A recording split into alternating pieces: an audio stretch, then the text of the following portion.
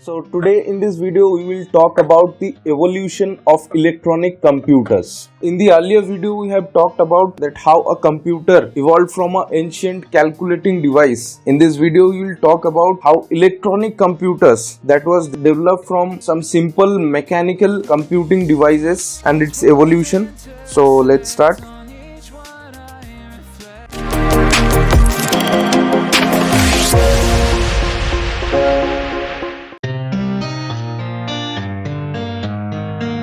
So the first electronic computers that came up were in 1940 and continued usage till 1956 and were called first generation of computers. So this first generation of computers generally use vacuum tubes for computation of data. These computers were very large, slow, expensive and were often unreliable. These computers were very clumsy because they used vacuum tubes for circuitry. They used either no input devices or switch to control panels and use magnetic drums for as memory and punch card as storage device. They were often reliable due to the electrical failure because at that era there was no such developed infrastructure to maintain continuous electricity and they required large air conditioners. These large air conditioners were necessary to cool them because due to the use of vacuum tubes they generated a very large amount of heat and programming was done in machine language only. Needless to say, they required a large amount of space and they used huge amount of electricity. But operating speed was very slow and computing capacity and programming capabilities were also restricted. Some examples were ENIAC that we have talked about in the last video, electronic numerical integrator in computer. Second is EDVAC, electronic discrete variable automatic computer. Next is EDSAC, electronic delay storage automatic computer, UNIVAC 1 and many more.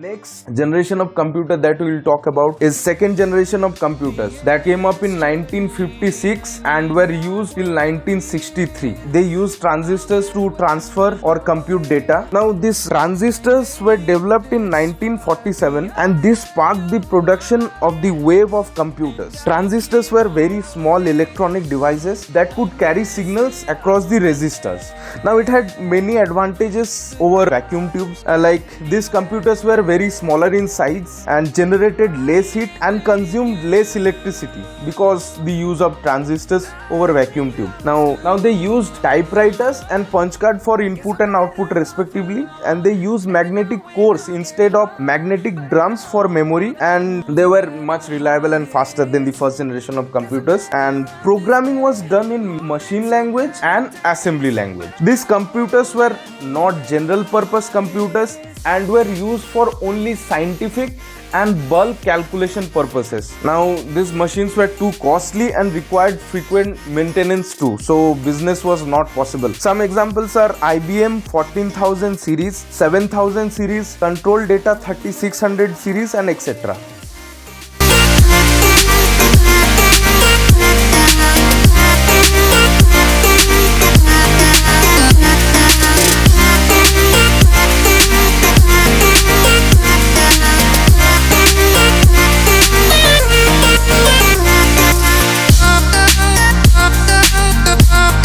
Now the next machines that we will talk about is third generation of computers which came up in 1964 and were used till 1971. Now these computers use integrated circuits for computing data. The integrated circuits which were developed in 1961 marked the beginning of third generation of computers which reduced the size of computers. The IC is actually a complete electronic circuit within a small chip of silicon and was also known as semiconductor. Keyboard and printers were used for input and output in this machine. Core memory and RAM chips were used as memory and replaced the magnetic cores that were used in second generation of computers. and hard disk and floppy disk were used for storage. 256 bits of memory capacity was achieved, which was the basis of 1 kilobyte of RAM. These were highly reliable, relatively inexpensive, and were much faster. These computers required few human efforts. High-level programming languages were developed using these computers. Size of the main memory reached up to 4 megabytes and storage capacity up to 100 megabytes. Some examples are IBM 360 series, ICL 1900 series, IBM 370 or 168, ICL 2900, Honeywell Model 316, Honeywell 6000 series, ICL 2903, CDC 1700, etc. Guess I'm better off alone, never know when I'll get home, but I know that home's where the heart is. Guess I'm better off this way, moving to better days, but I know that home's where the heart is.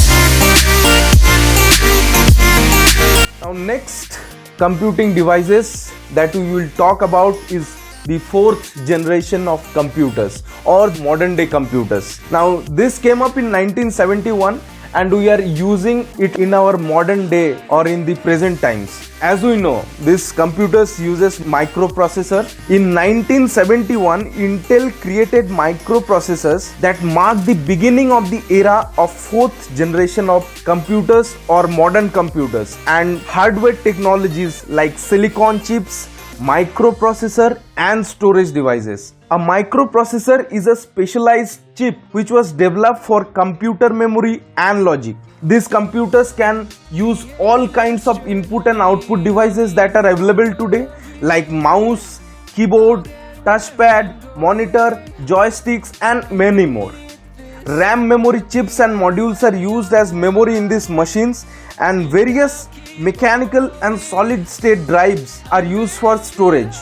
Introduction and development of portable computers could be possible using this technology. Programming is done in high-level languages. Computers are reliable, faster, and much more affordable. Now these machines are general purpose machines and could be used for variety of tasks. Some examples are Apple, Intel, Samsung, AMD, Dell, IBM, and many. Moving to better days, but I know that home's where the heart is.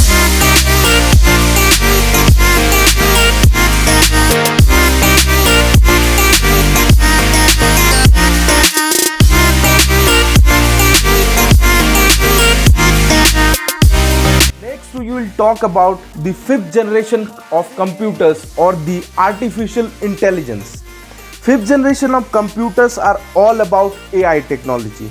These are technologically advanced and reduced human efforts to a large extent. This technology can perform tasks like voice recognition, AI controlled motions, machine learning for commands, data manipulation, and computation. This technology is capable of parallel processing using different processors combinedly at a time to computer data. They use superconductors made of highly conducting media which offers a minimal resistance. Now, they are used in various applications like autonomous driving, weapon controlling, voice assistance, or in our any day-to-day task that we are performing, be it voice search, voice assistance in our phones, routers, and smart devices.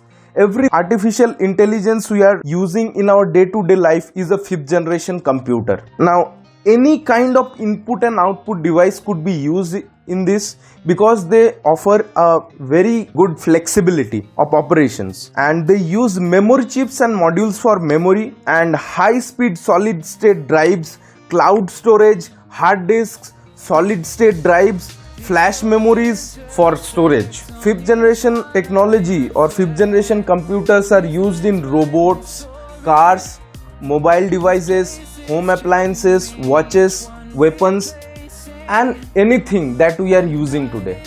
Morning, I miss the open air, the going anywhere, riding with you, life So this was all about the evolution of electronic computers. Thank you for watching the video. We will meet in the next video. Till then, like the video, share the video and subscribe to our channel. Thank you.